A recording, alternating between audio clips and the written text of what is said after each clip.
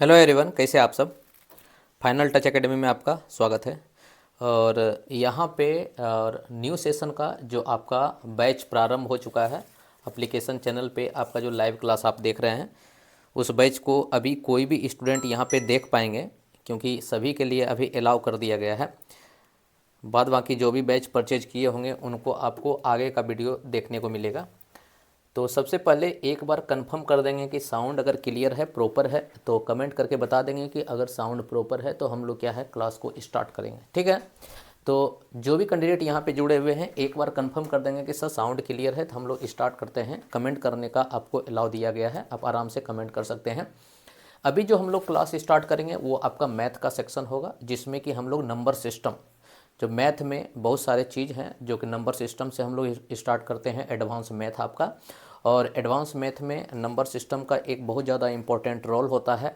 जैसे जैसे आप चैप्टर पढ़िएगा, बहुत स्टार्ट बेसिक से यहाँ पे रखेंगे हम चीज़ों को।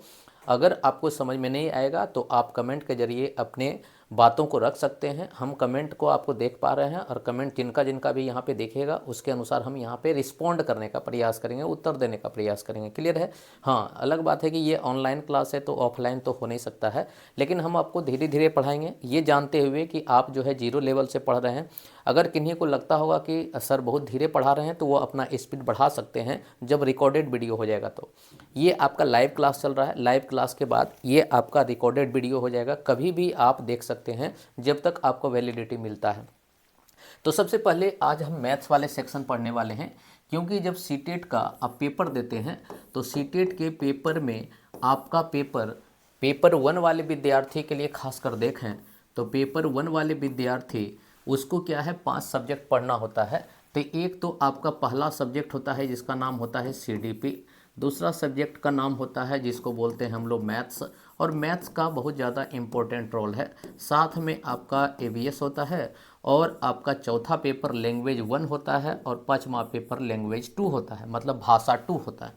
ये पेपर हम जान रहे हैं, जिसमें कि अलग अलग आपका ये सीडीपी का क्लास अभी चल रहा है।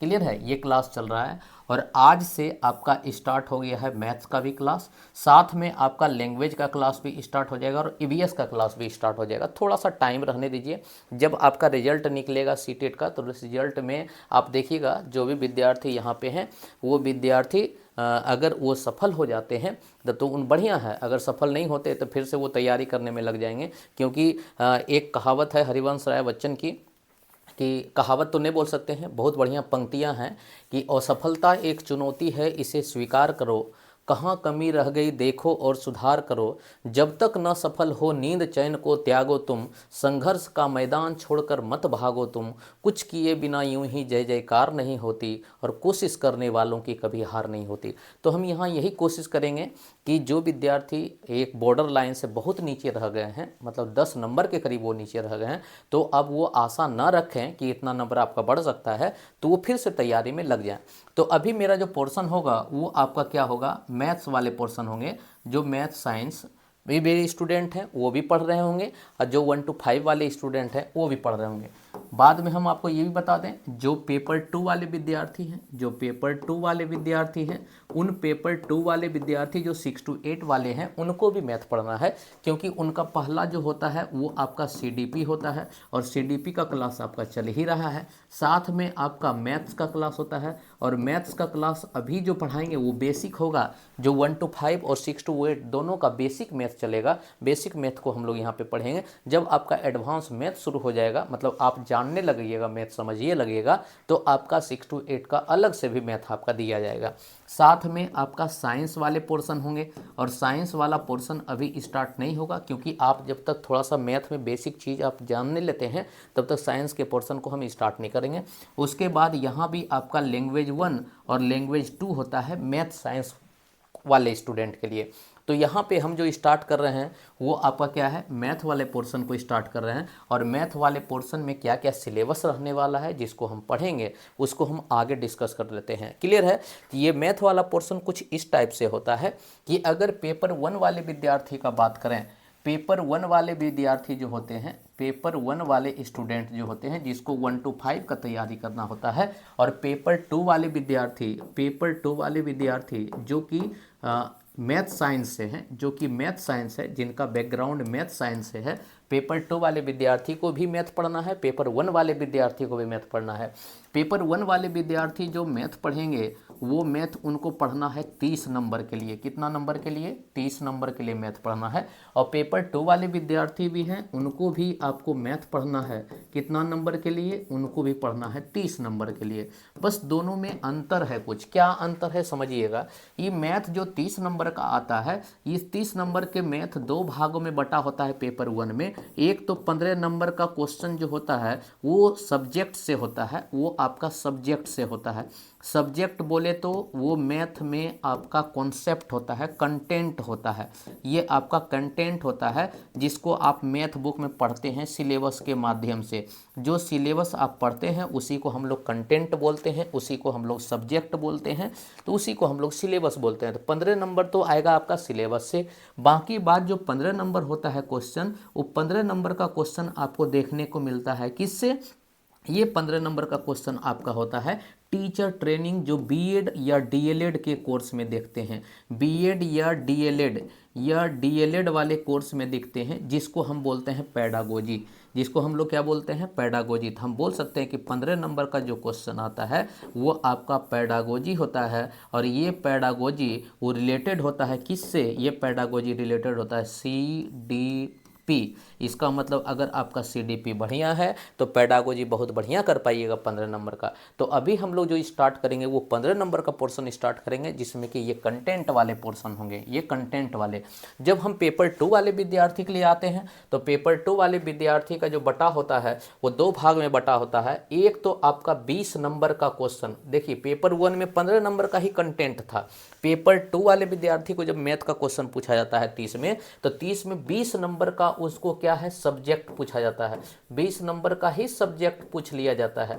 पेपर 2 वाले विद्यार्थी में 20 नंबर का ही सब्जेक्ट पूछ लिया जाता है। मतलब क्या है? जैसे जोड़ है, घटाव है, एलसीएम, एचसीएफ, प्रतिशत है, ब्याज है, ये सबसे मिला के 20 क्वेश्चन पूछा जाता है। और यहाँ पे जो 10 क्वेश्चन होता है वो 10 क्वेश्चन इसका पेडागोजी से होता है। वहाँ देखिए 15 नंबर का पेडागोजी होता है और यहाँ पे क्या होता है? 10 नंबर का पेडागोजी होता है। तो इस तरह से अगर हम देखें तो मैथ में कंटेंट भी पोर्शन पढ़ रहे हैं और पेडागोजी के पोर्शन को भी पढ़ना है। तो यहाँ से हम स्टार्ट करते हैं अभी कंटेंट वाले पोर्शन को। और ये कंटेंट वाला पोर्शन जो होगा यही मेरे लिए सबसे ज़्यादा इम्पोर्टेंट है, क्योंकि ये जब हम पढ़ लेते हैं तो इसके बाद पेडागोजी आसान हो जाता है। तब तक CDP भी बहुत सारे चीज़ों को कवर कर लेते हैं, तो वो पेडागोजी आपको आसान कर देता है। तो हम सबसे पहले इन चीज़ों में हम देखते हैं जो मैथ कंटेंट वाला पोर्शन है। जो मैथ का कंटेंट वाला पोर्शन है, कंटेंट बोले तो मेरा जो सिलेबस है, मैथ का जो सिलेबस है मेरा, उस सिलेबस के अनुसार हमको क्या क्या पढ़ना है। मैथ में जो कंटेंट वाला पोर्शन है उस सिलेबस के अनुसार क्या पढ़ना है, तो उसमें कुछ सेलेक्टेड चीज़ है जिसके बारे में आपको पढ़ना चाहिए। और उसी के बारे में हम लोग यहाँ पे पढ़ेंगे तो ज़्यादा एक सटीक तरीक़ा से हम लोग अध्ययन कर पाएंगे, क्योंकि सेलेक्टेड चीज़ पढ़ेंगे, कम टाइम में इफेक्टिव पढ़ पाएंगे। और उन्हीं चीज़ों पे हमको क्या करना है? फोकस भी करना है। तो सबसे पहले आप देखिए कि मैथ का अगर यहाँ पे हम करें तो ये चीज़ आपका मैथ का देखने को मिलेगा, जो कि हम यहाँ पे देख पा रहे हैं। जो कंटेंट वाले सूची हैं, जो कि फाइनल टच एकेडमी का जो यहाँ पे बुकलेट आपको मिलता है, चाहे आप ऑफलाइन बैच में पढ़ते हैं, चाहे आप ऑनलाइन में बैच में पढ़ते हैं, चाहे आप ऑफलाइन बैच पढ़ते हैं, चाहे आप ऑनलाइन बैच में पढ़ते हैं, किसी भी बैच में अगर आप पढ़ते हैं तो इस बुक से आपको कंटेंट देखने को मिलता है। तो इस बुक में आपको जो यहाँ दिया गया है वो टॉपिक दिया गया है, जिसमें कि आपको सबसे पहले संख्या पद्धति पढ़ना है। अगर हम इसको बड़ा कर दें तो आप इनको बहुत बढ़िया से देख पाइएगा। ये फाइनल टच एकेडमी का ही आपको देखने को मिलेगा, जिसमें कि आपको गणित सीटेट का पेपर 1 का जो गणित आप देखते हैं वो आप देख पाइएगा। सीटेट के लिए, पार्टिकुलर सीटेट के लिए बुक बनाया गया है, जिसमें कि 1 to 5 वाले विद्यार्थी के लिए होते हैं, ये बेसिक होते हैं। इन सभी एग्जाम में ज़्यादा ये सिलेक्टिव होता है। उसके बाद हम इन चीज़ों में देखते हैं कंटेंट क्या क्या होता है। तो इस कंटेंट को अगर हम देखने का प्रयास करें तो अभी आप कंटेंट हम लोग जो सिलेबस पढ़ेंगे इसी को हम लोग क्या बोलते हैं? सिलेबस। इसी को हम लोग सिलेबस बोलेंगे। यही मेरे लिए क्या हो जाएगा? सिलेबस हो जाएगा। यही मेरे लिए सिलेबस हो जाएगा और इसी सिलेबस का हम बात भी करेंगे। क्लियर है? इसी सिलेबस का हम लोग बात भी करेंगे। चलिए सबसे पहला मेरा जो टॉपिक होगा उसका नाम होगा संख्या पद्धति, जिसको हम बोलते हैं नंबर सिस्टम। क्या बोलते हैं? Number system. इसको बोलते हैं हम लोग नंबर सिस्टम। ये संख्या पद्धति होता है जिसको हम बोलते हैं नंबर सिस्टम। और सबसे पहले हम लोग नंबर सिस्टम को ही पढ़ेंगे, तो ये मेरे लिए ज़्यादा इम्पोर्टेंट है, जो कि हम आपको बताए हुए थे और आप थंबनेल से समझ भी गए होंगे कि आज हम लोग क्या पढ़ाने वाले हैं। दूसरा है कि महत्तम समापवर्तक और लघुत्तम समापवर्त, जिसको हम एलसीएम एचसीएफ के नाम से भी जानते हैं। एलसीएम एंड एचसीएफ, एचसीएफ के नाम से भी जानते हैं, एलसीएम एंड एचसीएफ के नाम से। बाकी बात भिन्न को भी पढ़ेंगे, जिसमें अंश बटे हर फ्रैक्शन के नाम से जानते हैं। इसको क्या जानते हैं? अगर इंग्लिश में किसी को दिक्कत है तो आपको हर एक चीज़ के बारे में हमको बताइएगा, हम इंग्लिश में उन चीज़ को बहुत बढ़िया से कन्वर्ट करके बता देंगे ताकि आपको दिक्कत ना हो। दशमलव, इसको क्या है? डेसिमल के नाम से जानते हैं। उसको क्या है? डेसिमल के नाम से जानते हैं, मतलब दशमलव है। इकाई, जिसको बोलते हैं यूनिट कन्वर्जन के नाम से जानते हैं। यूनिट कन्वर्जन, कन्वर्जन, कन्वर्जन के नाम से जानते हैं। इसका मतलब कन्वर्ट करना है, एक यूनिट से दूसरे यूनिट में हमको जाना है, उसके लिए यूनिट कन्वर्जन को आपको सीखना पड़ेगा। मतलब ये सारे टॉपिक हैं जिस टॉपिक के बारे में हमको पढ़ना पड़ेगा। साथ में देखिए सरलीकरण, सरलीकरण मतलब होता है सरल करना, जिसको इंग्लिश में बोलते हैं सिंप्लीफिकेशन। क्या बोलते हैं जी? सिंप्लीफिकेशन, सिंप्लीफिकेशन, सिंप्लीफिकेशन, जिसको हम बोलते हैं सरलीकरण। आपको अलग अलग टॉपिक मिलता है और उसके बाद एक औसत होता है जिसको हम बोलते हैं एवरेज। क्या बोलते हैं? AVG, इसको एवरेज बोलते हैं। एवरेज के टर्म में देखते हैं, जैसे औसत आपसे पूछ देता है, औसत रन पूछ देता है, औसत अंक पूछ देता है, औसत इनकम पूछ देता है, ये सब देखने को मिलता है। और लास्ट में हम लोग जो पढ़ेंगे उसका नाम होगा घातांक एवं करनी। घातांक होता है पावर और करनी होता है जिसको हम बोलते हैं रूट। इसको बोल सकते हैं कि पावर और रूट का हम लोग बात करेंगे, पावर एंड रूट का बात करेंगे। रूट बोले तो यहाँ पे इसको बोलते हैं क्या कि किसी, जैसे आपको बोलेगा 4 का रूट क्या होता है, आपसे बोलेंगे कि 8 का घन क्यूब क्या होता है, तो उन सब चीज़ों के बारे में यहाँ पे क्या करेंगे, घनमूल के बारे में। तो आप जो है इन सभी चीज़ों को पहले हम लोग पढ़ लेंगे, इसके बाद हम लोग क्या है ज्यामिति में उतरेंगे, क्षेत्रमिति में उतरेंगे और वहाँ पे हम चीज़ों को देखेंगे। तो अभी अगर हम बोलें तो मेरे पास जो होता है अभी से लेके 8 टॉपिक है और 8 टॉपिक के बारे में सबसे पहले बेसिक पकड़ बना लेते हैं, उसके बाद इन चीज़ों के बारे में हम बहुत बढ़िया से आगे की ओर देखेंगे। क्लियर है? जब हम ये देख लेते हैं तो हम आगे बढ़ते हैं और आगे की ओर जैसे आते हैं तो मेरा संख्या पद्धति में पहला मेरा संख्या पद्धति का ये बुक आपको रहता है और इस बुक में संख्या पद्धति के बारे में जो जो बेसिक चीज़ दिया गया है वो आपको दिए हैं, लेकिन हम आपको यहाँ पे अपने हाथों से पढ़ाएंगे ताकि आपको समझने में दिक्कत ना हो। क्लियर है? तो ये संख्या पद्धति का जो भी चीज़ है यहाँ पे ये बुक के माध्यम से आपको मिलेगा। अगर आप ऑनलाइन में हैं तो ऑनलाइन से ये बुक आपको ऑर्डर करना पड़ेगा, अगर ऑफलाइन में है तो आपको जो एडमिशन होगा उसी एडमिशन में आपको ये दिया जाएगा। इसमें सारा चीज़ बहुत डिटेल से आपका लिखा गया है ताकि अगर किसी तरह का, और उदाहरण के साथ समझाया गया है।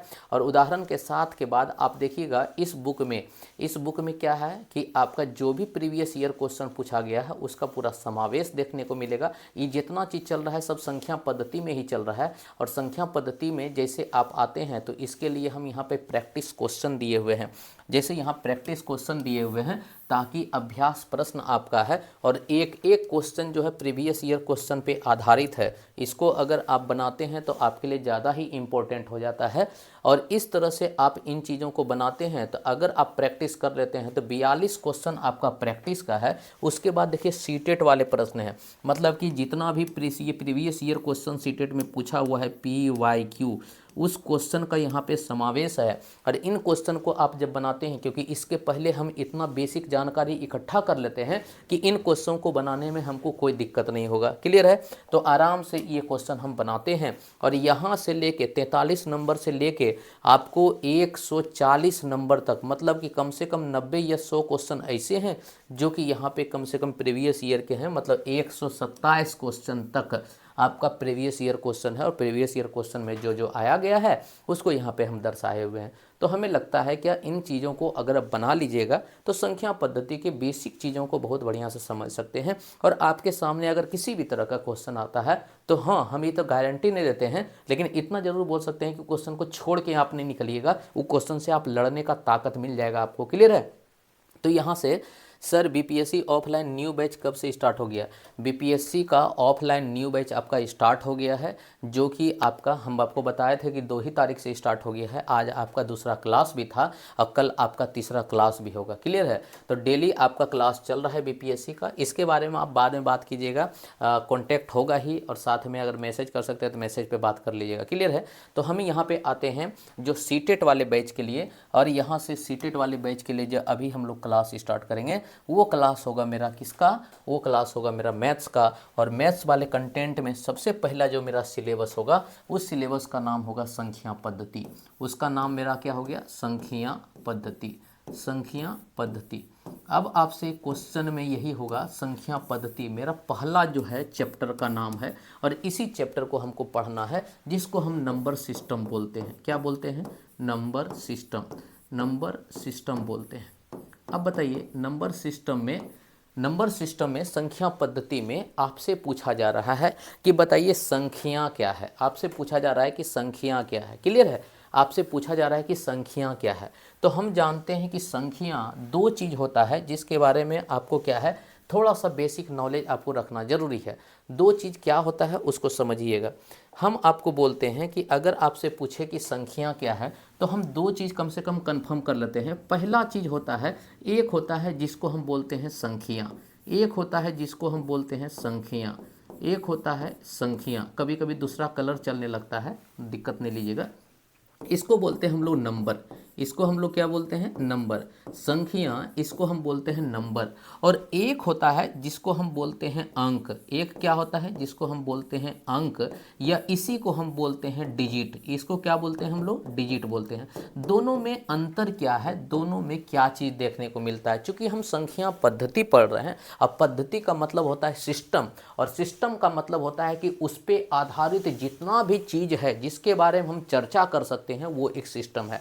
जैसे हम आपसे पूछेंगे कि मेरा देश में सिस्टम है। सिस्टम है मतलब क्या? मेरे देश को बनाए रखने के लिए एक व्यवस्थित तरीका से लिए मैनेजमेंट है, और उस मैनेजमेंट में अगर हम साथ ना दें तो मेरा देश नहीं चल पाएगा। इसका मतलब उन सिस्टम को अगर हम जानना चाहते हैं, अगर हम शासन व्यवस्था के सिस्टम को जानना चाहते हैं, तो शासन व्यवस्था के एक एक चीज़ को जानना पड़ेगा। हमको जानना पड़ेगा ये शासन चलता कैसे है, ये व्यवस्था कैसे चलता है। तो उन चीज़ों के बारे में हम यहाँ पे संख्या पद्धति की बात कर रहे हैं। इसका मतलब जो मेरा सिस्टम है वो सिस्टम किसका है? वो सिस्टम मेरा संख्या का है। इसका मतलब सबसे पहले हम संख्या को पहचानेंगे तब ना संख्या के सिस्टम का बात करेंगे। तो यहाँ पे सबसे पहले हम क्या करते हैं? संख्या को जानते हैं, और संख्या और अंक ये 2 चीज़ हमको क्या करता है? दिक्कत करता है। तो सबसे पहले अंक होता है। अंक होता है क्या? कि जिससे मिलके संख्या का निर्माण होता है। आपसे पूछते हैं बताओ 1 अंकों वाली संख्या, अब 2 अंकों वाली संख्या, ऐसा नाम होता है कि 1 अंक वाली संख्या, 1 अंक वाली संख्या, 1 अंक वाली संख्या। इस तरह से हम पूछते हैं 2 अंक वाली संख्या, 2 अंक वाली संख्या। इसका मतलब ये जो अंक लिखा गया है इस अंक का कोई मतलब होता है। और ये दार्शनिक प्रणाली जब पढ़ते हैं तो दार्शनिक प्रणाली को बोलते हैं डेसिमल सिस्टम। क्या बोलते हैं? डेसिमल। क्योंकि यहाँ पे जो संख्या पद्धति है और मेरी जो संख्या पद्धति है वो 10 अंकों से मिलके बना हुआ है, इसीलिए हम अपने संख्या पद्धति को बोलते हैं कि दार्शनिक प्रणाली। कैसा बोलते हैं? दार्शनिक प्रणाली। दार्शनिक प्रणाली। दार्शनिक प्रणाली। दार्शनिक प्रणाली है मेरा सिस्टम। कैसा है? दार्शनिक प्रणाली है, जिसको बोलते हैं डेसिमल सिस्टम। और डेसिमल से, दार्शनिक से यहाँ पे 10 छुपा हुआ है। शब्द क्या है? 10 है। और यहाँ 10 से बना हुआ है 10 अंक। तो हम बोलते हैं क्या? मेरे पास अंक क्या है? तो हम बोलते हैं मेरे पास 10 अंक हैं। कितना अंक हैं? मेरे पास 10 अंक है। जिस सिस्टम का हम प्रयोग कर रहे हैं वो सिस्टम मेरे कितने अंकों से मिलके बना हुआ है? 10 अंक से मिलके बना हुआ है। और ये 10 अंक कौन कौन है? तो वही हम यहाँ पे देखते हैं कौन कौन से 10 अंक हैं। तो पहला अंक है मेरा 0, दूसरा है 1, तीसरा है 2, चौथा है 3, 4, 5, 6, 7, 8, 9 और 10 तो लिख नहीं सकते हैं। क्यों? क्योंकि अगर हम 10 लिख दिए तो 10 में देखो कौन कौन से अंक का यूज हुआ, एक तो 0 का यूज हुआ, एक का 1 यूज हुआ, लेकिन 10 के पहले देखिए कोई भी अंक रिपीट हुआ है, नहीं हुआ है। इसीलिए मेरा जो अंक है वो कहाँ से कहाँ तक है, वो मैं लेंगे कि 0 से लेके 9 तक। अब 0 से 9 तक का सभी अंकों को गिनिएगा तो टोटल कितना अंक मिलेंगे आपको, 10 अंक। और यही 10 अंक से दुनिया का सभी संख्या का निर्माण हुआ है। तो बताइए, ये 10 अंकों से दुनिया का सभी संख्या का निर्माण हुआ है, तो हम बोलेंगे संख्या क्या है, तो हम बोलेंगे क्या, अंकों का अंकों का अंकों का अंकों का अंकों का समूह। अंकों का क्या है, समूह है। अंकों का क्या है, समूह है। तो अंकों को जब एक साथ हम लाते हैं तो संख्या बन जाते हैं। अब बताइए, 1 और 2 को जब एक साथ लाएंगे तो 12 बन जाएगा। तो बताइए 2 और 3 को एक साथ लाएंगे तो 23 बन जाएगा। 1 2 3 को एक साथ लाएंगे तो क्या बन जाएगा, 123 बन जाएगा। इस तरह से क्या है, जितना अंकों का प्रयोग करेंगे उतना संख्या हमको प्राप्त होगा। तो हम बोल सकते हैं कि अंकों के मेल से, अंकों को सुव्यवस्थित तरीका से, अंकों को व्यवस्थित तरीका से, अंकों को शर्तों के अनुसार हम रखते हैं तो संख्या का निर्माण होता है। तो हम बोलेंगे कि संख्या जो होता है, संख्या अंकों के मेल से बनती है। संख्या अंकों के मेल से बनती है। मेल से बनती है। अंकों के मेल से बनती है, मतलब जितना अंक देंगे उतना संख्या मेरा बनता जाएगा। तो हम बोलेंगे संख्या मेरे अंकों के मेल से बनती है। तो यहाँ से हम कुछ संख्या के बारे में पकड़ पाए कि संख्या क्या है। तो संख्या अंकों का ही समूह है। यह संख्या अंकों से मिलकर बनी होती है। तो फिर अंक क्या है, तो हम बोलेंगे हम जो सिस्टम का यूज करते हैं वो सिस्टम दार्शनिक प्रणाली पर आधारित है। और दार्शनिक प्रणाली बोलता है कि मेरे पास 10 अंक हैं, और वो 10 अंक कौन है, तो 0 से लेके 9 तक 10 अंक हैं, और इसी 10 अंकों से दुनिया की सभी संख्या बना गई है। अब आपसे क्वेश्चन पूछेगा, देखिए अब क्वेश्चन आपसे क्या पूछता है, सुनिएगा, अभी ध्यान दीजिएगा क्वेश्चन क्या पूछेगा। अब आपसे क्वेश्चन पूछेगा, बताइए कि एक अंकों की एक अंकों एक अंकों की एक अंकों की सबसे बड़ी संख्या, एक अंकों की सबसे बड़ी संख्या बताइए क्या होगा। एक अंकों की सबसे बड़ी संख्या क्या होगा। दूसरा क्वेश्चन, क्वेश्चन नंबर 2, एक अंकों की, चूंकि अंकों की तो नहीं लिखना चाहिए, अंक की लिखना चाहिए क्योंकि एक है। अंकों की सबसे छोटी संख्या, छोटी संख्या क्या होगा। तो जहां अंकों को ना लिख के यहां अंक लिखें तो ज़्यादा सही होगा, क्योंकि एक के अंक वाला है। एक अंक की सबसे छोटी संख्या और एक अंक की सबसे बड़ी संख्या। तो अब आपसे पूछा है कि दोनों का मतलब क्या होगा। तो ऊपर वाला क्वेश्चन 1 का आंसर देना चाहिए आपको, और क्वेश्चन 2 का भी आंसर देना चाहिए। तो एक अंकों की सबसे बड़ी संख्या क्या कहलाएगी और एक अंकों की सबसे छोटी संख्या क्या कहलाएगी। अब किसी के मन में आएगा कि एक अंकों की संख्या बनाना है, तो एक अंकों की संख्या तो यहाँ पे कुछ रख सकते हैं, तो यहाँ हम 1 रखेंगे। तो क्या 1 सबसे बड़ा कहलाएगा। एक अंकों वाली सबसे बड़ा नंबर 1 है, नहीं, एक अंकों वाली सबसे बड़ा नंबर कौन है, 9 है। तो हम बोलेंगे एक अंकों की सबसे बड़ी संख्या क्या कहलाएगी, 9 कहलाएगी। कितना कहलाएगी, 9। तो एक अंकों की सबसे बड़ी संख्या 9 कहलाएगी। लेकिन एक अंकों की सबसे छोटी संख्या अगर पूछ लेंगे तो बताइए, यहाँ पे जो भी स्टूडेंट अभी सुन रहे हैं वो बताइए कि एक अंकों की सबसे छोटी संख्या क्या कहलाएगा। एक अंकों की सबसे छोटी संख्या क्या होगी, जल्दी बताइएगा। और आपके सामने हम ये क्वेश्चन भी बताते हैं कि एक अंकों की सबसे छोटी संख्या क्या होगी। अगर हम आप यहाँ पे कमेंट के जरिए अगर हम पूछ लें, यहाँ हम पूछ लें कि एक अंक की सबसे छोटी संख्या बराबर व्हाट। ऑप्शन दिया हुआ है ए बराबर दिया हुआ है 1, बी बराबर दिया हुआ है 0, सी बराबर दिया हुआ है 2 और डी बराबर दिया हुआ है इनमें से कोई नहीं। इनमें से कोई नहीं। अब बताइए एक अंक की सबसे छोटी संख्या, अगर आपसे क्वेश्चन पूछा जाए तो इसका आंसर क्या होगा? हाँ, कमेंट जरूर कीजिएगा, इससे हम ये समझ पाएंगे कि आप कहाँ तक समझ पा रहे हैं। एक अंक की सबसे छोटी संख्या क्या होगी? एक होगी। अनुभव भारती बोल रहे हैं कि एक होगी, बहुत बढ़िया। एक अंक की सबसे छोटी संख्या क्या कहलाएगी? देखिए छोटा छोटा चीज़ है, इसको जब आप डेवलप कर लीजिएगा तो आगे के चीज़ों को हम बनाना आसान कर देंगे। जब क्वेश्चन आप देखिएगा तो क्वेश्चन आप कह पाइएगा कि हाँ सर, बड़ी 9 होगा, छोटी 1 होगा। चलिए हम अब बताइए कि यहाँ हम जब बना रहे थे तो हम यहाँ पे बोले कि अंक में सबसे छोटा अंक कौन था, तो हम बोलेंगे सबसे छोटा अंक तो 0 था।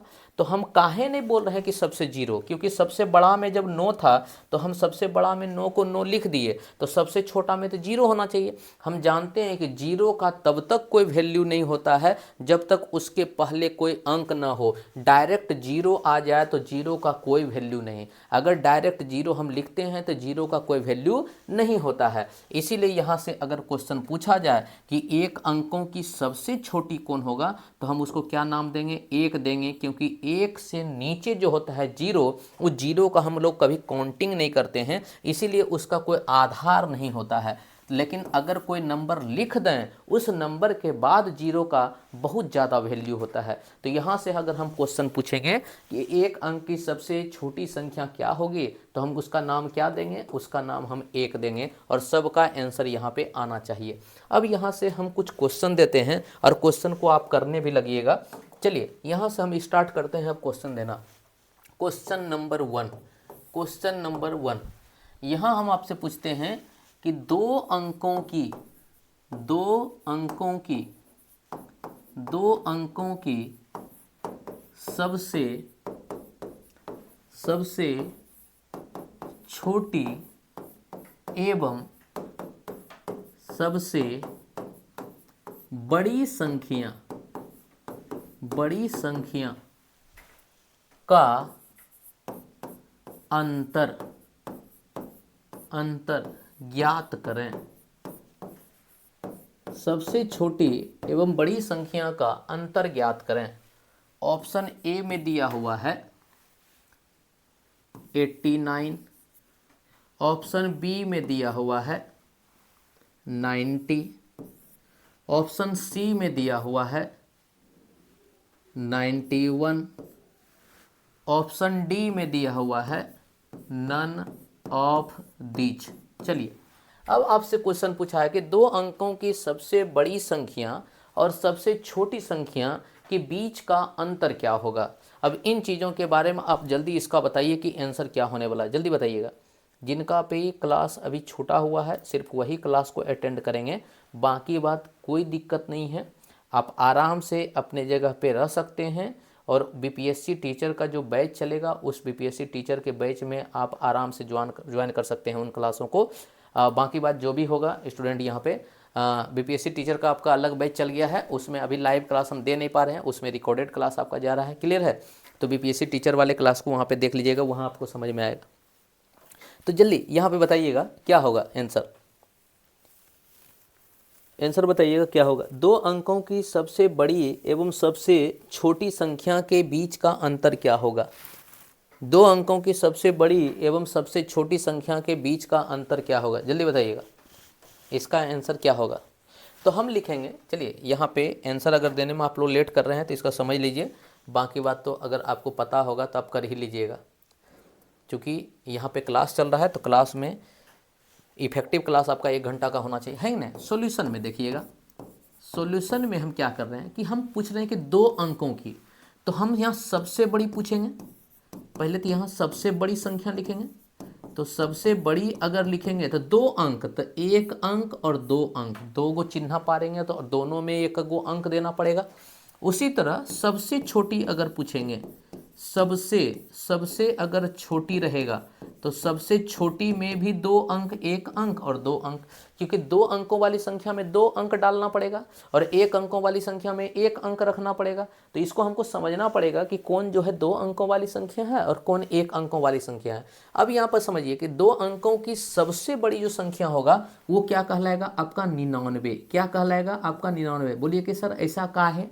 99 का है लिख रहे हैं आप, 98 का है लिख रहे हैं, तो 98 से बड़ा 99 है। अब देखिए 99 के आगे चल जाइएगा तो हो जाएगा आपका 100, और 100 में कितना अंक है, 1 अंक, 2 अंक और 3 अंक। इसका मतलब 100 में 3 अंक है, और हमसे पूछा क्या है, 2 अंकों वाली, हमसे क्या पूछा है, 2 अंकों वाली। तो 2 अंकों वाली संख्या समाप्त कहाँ हो रहा है, तो 99 में, इसलिए 99 ही मेरा सबसे बड़ा संख्या हो जाएगा। मेरा 99 क्या हो जाएगा, सबसे बड़ा संख्या, अगर दिक्कत नहीं है समझने में तो। अब चलिए सबसे छोटी संख्या क्या होगा, तो आप बोलिए कि सबसे छोटा अंक तो 0 था, तो 0 0 रख देते हैं। हम आपको बोले कि 0 पहले रख नहीं सकते हैं, तो आप बोलिएगा 0 के अलावे सर सबसे छोटा कौन था, तो सबसे छोटा 1 था। तो ये यहाँ 9 9 को 2 बार लिखे, तो यहाँ 1 1 को 2 बार लिख लीजिए। हम बोलें कि बहुत बढ़िया, आप लिख लीजिए। आप जैसे ही 1 1 को 2 बार लिखिएगा तो इसका मान कितना हो गया, 11। अब 11 के थोड़ा सा पहले आइएगा तो एक मान होता है जिसका नाम होता है 10। तो अब आप पूछते हैं कि 10 में कितना अंक है, तो बोलिएगा 1 अंक और 2 अंक, इसका मतलब 2 अंकों वाला। 11 में कितना अंक है, तो बोलिएगा 1 अंक, 2 अंक, 2 अंकों वाला। इसका मतलब क्या, 11 छोटा है कि 10 छोटा है, तो बोलिएगा कि 10 छोटा है। लेकिन 10 के भी नीचे आइएगा तो हो जाएगा 9, और 9 कितना अंकों वाला संख्या हो गया, 1 अंकों वाला संख्या। इसका मतलब अगर 2 अंकों वाला संख्या पूछेगा तो 2 अंकों वाला सबसे छोटी, जहां तक हम नीचे जा सकते थे वो जाने का मान कितना हुआ, 10। इसलिए 2 अंकों वाला संख्या क्या मिला हमको, 10 मिला। तो इस तरह से क्या हम 2 अंकों की संख्या, 1 अंकों की संख्या आराम से हम लिख सकते हैं। और यहाँ से हमको पता चल गया कि 2 अंकों की सबसे बड़ी संख्या उतना 9 लेंगे, और 2 अंकों की सबसे छोटी संख्या 1 0 मतलब 10 होगा। अब बोला कि दोनों के बीच का अंतर, अंतर मतलब होता है कि बड़ा में से छोटा को घटाना, बड़ा में से छोटा को घटाना। तो बड़ा मेरा है 99 और छोटा मेरा है 10, इनको जब हम घटाएंगे तो कितना होगा, 99 में 10 घटेगा तो कितना बन जाएगा, 89। तो मतलब मेरा जो आंसर हो जाएगा वो हो जाएगा 89, मतलब ए आंसर हो जाएगा। क्लियर है, हमें लगता है कि यहाँ से कोई दिक्कत नहीं होना चाहिए। आगे की चीज़ों को हम यहाँ पे प्रोसीड करते हैं। अब यहाँ से क्या है कि आप 2 अंकों की संख्या, 3 अंकों की संख्या, 4 अंकों की संख्या, कोई भी संख्या अगर पूछेगा तो आराम से आप इन चीज़ों को बना सकते हैं। तो क्वेश्चन को, एक और क्वेश्चन को कर लेते हैं। अगर आपसे क्वेश्चन नहीं, अगर हम पॉइंट ही लिखना चाहें, अगर हम यहाँ पे बिंदु लिखना चाहें तो क्या हो सकता है इंपॉर्टेंट पॉइंट। सबसे पहले हम बोल सकते हैं क्या कि 1 अंक की, हम लिख देते हैं 1 अंक की, 1 अंक की, 1 अंक की सबसे बड़ी संख्या, सबसे बड़ी संख्या, 1 अंक की सबसे बड़ी संख्या क्या हो जाएगा, और 1 अंक की, 1 अंक की सबसे छोटी संख्या, सबसे छोटी संख्या। यहाँ से हमको ये चीज़ समझ में आता है। उसी तरह हम लिख सकते हैं 2 अंक की, 2 अंकों की, 2 अंकों की सबसे बड़ी संख्या, बड़ी संख्या। चाहे इससे ये होगा कि आपको पैटर्न पता चलेगा। और दूसरा लिख सकते हैं कि 2 अंकों की, 2 अंकों की सबसे छोटी संख्या, छोटी संख्या। उसी तरह हम 3 अंकों की लिखते हैं, 3 अंकों की सबसे बड़ी संख्या, बड़ी संख्या।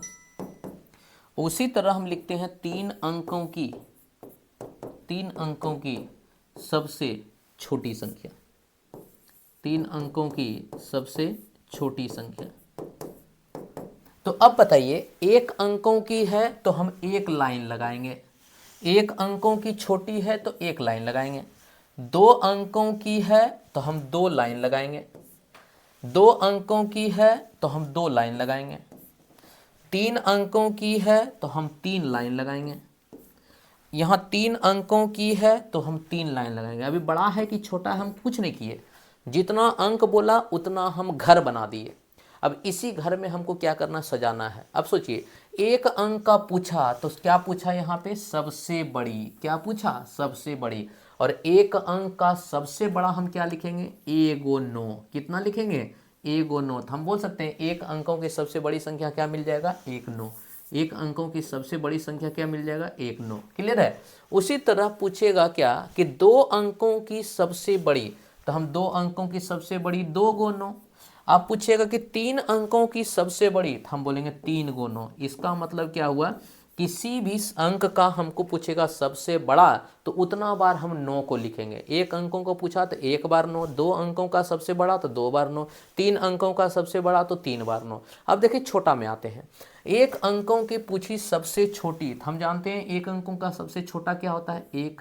1 अंकों का सबसे छोटा क्या मान होता है, 1। उसी तरह पूछता है कि 2 अंकों की सबसे छोटी, 2 अंकों का सबसे छोटी, 1 अंकों की सबसे छोटी 1 लिखा, तो 2 अंकों की एक छोटी क्या लिखेंगे, तो 1 लिखेंगे और साथ में यहाँ पे क्या लिखेंगे, 1 और 0, 1 और यहाँ पे क्या लिखेंगे, 0, 1 और 0, तो यहाँ हो जाएगा 10। इसका मतलब 2 अंकों की जब लिखना होगा तो हम 1 पहले लिखेंगे, उसके बाद 0 बैठाते जाएंगे घर को भरने के लिए। अब 3 अंकों का लिखना हो तो पहले हम क्या करेंगे, 1 लिखेंगे और 1 के बाद 2 को भरा हुआ है तो 2 को हम 0 में बैठा देंगे। इस तरह से क्या है, 3 अंकों की सबसे छोटी मेरा 100 मिल गया और 3 अंकों का सबसे बड़ा मेरा 999 मिल गया। 2 अंकों के सबसे छोटी 10 मिल गया, 2 अंकों की सबसे बड़ी 999 मिल गया, 1 अंकों की सबसे छोटी 1 मिल गया, 1 अंकों की सबसे बड़ी 9 मिल गया। अब यहाँ पे कहीं भी अंतर पूछे, जोड़ पूछे, घटाव पूछे तो कुछ भी आप बना सकते हैं, इसमें आपको किसी भी तरह का दिक्कत नहीं होना चाहिए। अब बताइए यहाँ से अब हम आते हैं क्या कि आपको संख्या के बारे में ये पूछ दिया कि कौन बड़ी है कौन छोटी है। यहाँ से तो कोई लिमिट नहीं दिया कि किससे आपको संख्या बनाना है और किससे आपको संख्या नहीं बनाना है। अब हम क्या करते हैं कि मेरे पास एक कंडीशन देता है और उस कंडीशन के अनुसार हम संख्या बनाने का प्रयास करते हैं। अब कैसे कैसे संख्या बनता है उसको हम यहाँ पे देखते हैं। तो सबसे पहले हम क्या करते हैं कि दिए हुए अंक के अनुसार संख्या बनाना। क्या होगा, दिए हुए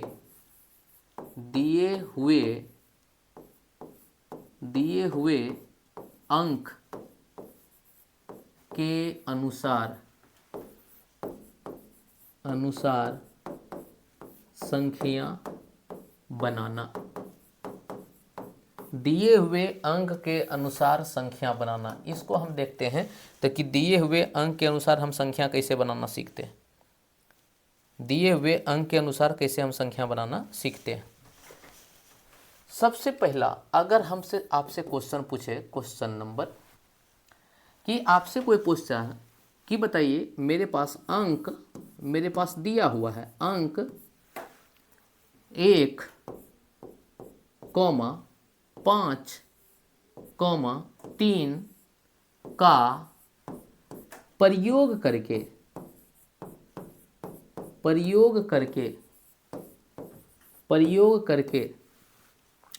3 अंकों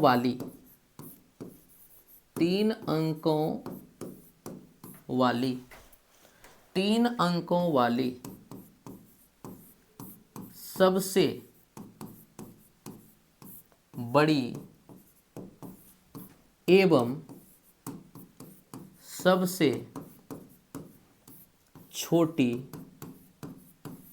संख्या है। सबसे बड़ी एवं सबसे छोटी संख्या है किसका प्रयोग करके, तो मेरे पास अंक दिया हुआ है। एक अंक का नाम है 1, दूसरे अंक का नाम है 5, तीसरे अंक का नाम है 3, मतलब 3 अंकों से 3 अंकों वाला संख्या बनाना है ना। तो हम यहाँ से पहले सॉल्यूशन लिख सकते हैं। क्या हम यहाँ पे सॉल्यूशन लिखेंगे, क्या कि मेरे पास इस टाइप से सॉल्यूशन है कि आपसे अगर पूछ दिया सॉल्यूशन कि 3 अंकों वाली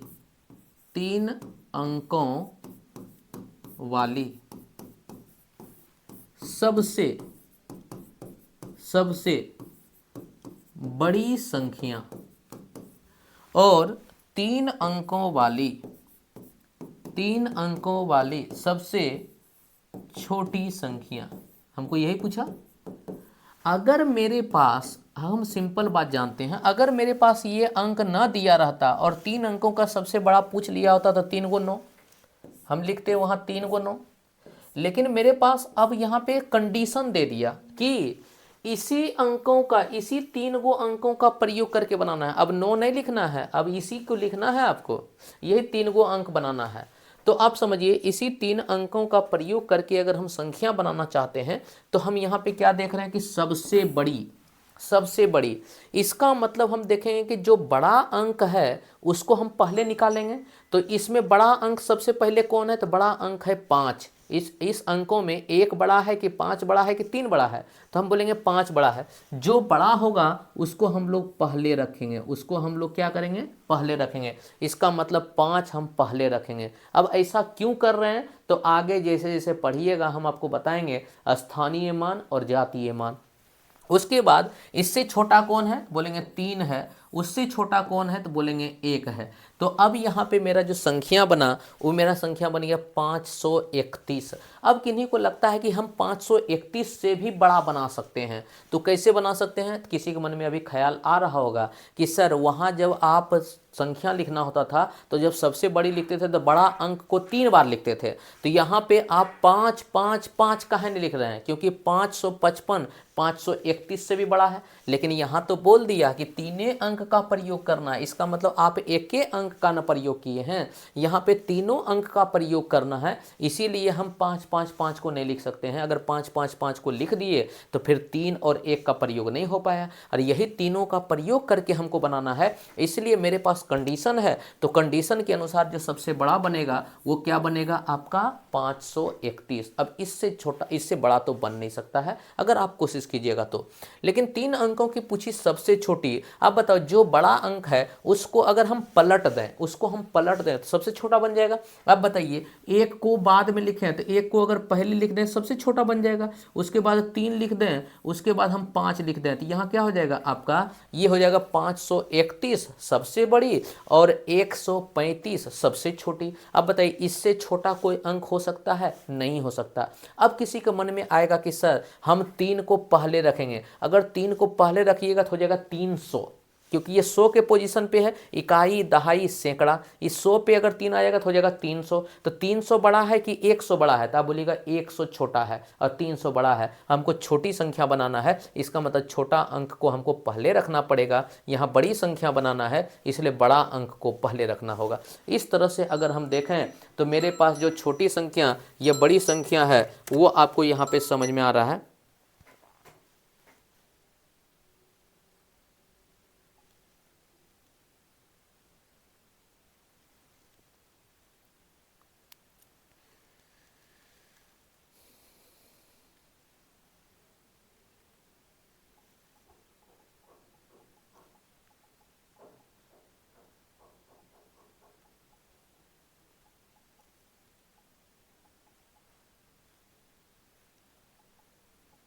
चलिए यहाँ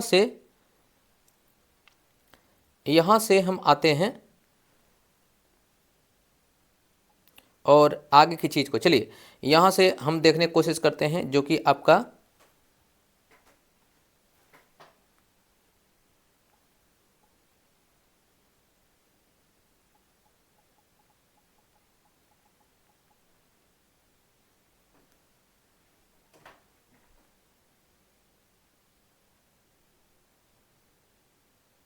चलिए तो अब हम यहाँ पे कुछ क्वेश्चन है, उस क्वेश्चन को हम कर लेते हैं ताकि आपका बेसिक कॉन्सेप्ट हम चेक कर लें कि आपको जो समझ में आ रहा है वो आपका आ पाया है कि नहीं। तो यहाँ हमें लगता है कि किसी को अगर दिक्कत ना है तो हम लोग आगे क्लास को प्रोसीड करते हैं। यहाँ पे अगर किन्हीं को दिक्कत नहीं है तो चलिए, बहुत बढ़िया बहुत बढ़िया बहुत बढ़िया। सबका कमेंट बीच बीच में आज डिस्टर्ब हो जाता है। चलिए अब हम लोग ये स्टार्ट करते हैं। यहाँ पे अगर आपसे ये क्वेश्चन बन गया तो मेरी तरफ से एक क्वेश्चन और है जो कि 4 अंकों वाला संख्या है। क्लियर है? 4 अंकों वाला संख्या जो कि आपको बनाना है। क्वेश्चन है मेरे पास क्या? मेरे पास एक क्वेश्चन है कि अंक 2 7 1 9 का प्रयोग करके 4 अंकों वाली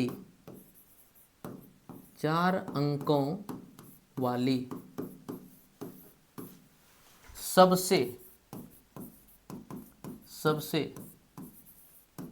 छोटी संख्या है। 4 अंकों वाली सबसे छोटी संख्या है। कौन सी संख्या सबसे छोटी होगा, आपको नंबर लिख के बताना है, कोई ऑप्शन इसमें दिया हुआ नहीं है। आप इन चारों अंकों का प्रयोग करके 4 अंकों वाली, कितना अंकों वाली, 4 अंकों वाली सबसे छोटी संख्या आपको बनाना है। कौन सी संख्या सबसे छोटी, तो बताइए इसका आंसर क्या होगा। इसका प्रयोग करके 4 अंकों वाली सबसे छोटी संख्या आपको बनाना है और इसका आंसर बताइए कि क्या होगा। अभी से आपका क्लास स्टार्ट हो गया है आज आपका, और आज से क्लास धीरे धीरे आपका कंटिन्यू रहेगा। बहुत सारे विद्यार्थी अभी नहीं भी जुड़े हुए हैं क्योंकि सडनली आपका क्लास स्टार्ट हो गया है, और जब आपका क्लास चलते रहेगा रिदम में रहेंगे। चलिए बहुत बढ़िया। कोई स्टूडेंट यहाँ पे बता रहे हैं कि आंसर सर जो होगा सबसे छोटी संख्या, तो पहले 4 अंक बोला, तो 4 अंकों वाली संख्या में 1 2 3 4 अंक हो गया। हमको सबसे छोटी पूछा, तो सबसे छोटी में क्या करेंगे, सबसे छोटा अंक को पहले रखेंगे। सबसे छोटा अंक कौन है, 1। अब 1 जैसी हो गया तो 1 को काट दो। अब छोटा कौन है, बोलेंगे 2, तो 2 को रखिए, 2 को फिर काट दो। अब छोटा कौन है, तो बोलेंगे 7।